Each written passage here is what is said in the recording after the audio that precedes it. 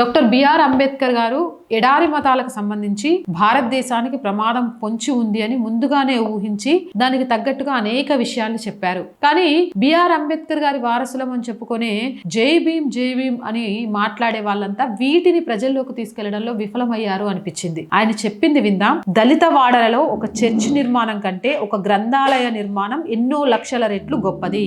దళిత వాడలలో ఒక చర్చి నిర్మాణం కంటే ఒక గ్రంథాలయ నిర్మాణం ఎన్నో లక్షల రెట్లు గొప్పది. చర్చి దశమ భాగాలు తీసుకొని మీ కష్టాన్ని దొంగలిస్తే గ్రంథాలయం మిమ్మల్ని దేశాన్ని మార్చే మహావీరుల్ని సృష్టిస్తుంది. నిజంగా మన నుంచి ఎవ్వరూ దోచుకోలేనిది, ఎప్పటికీ ఏ దొంగ దొంగలించలేనిది విద్య, మేధస్సు, జ్ఞానం. ఈ మూడింటిని ఎవ్వరు దొంగతనం చేయలేవరు. ఇక్కడ ఒక చిన్న సవరణ, ఇది దళితవాడానే కాదండి, ప్రతి వీధిలో కూడా ఒక గ్రంథాలయం చాలా అవసరం. మనందరికీ కూడా పేపర్ చదవడం, పుస్తకాలు చదవడం, గ్రంథాలయాలకు వెళ్ళడం ఇవి ఒక అలవాటుగా మారాలి. ఎంత చదివినా తరిగిపోనిది విద్య మాత్రమే.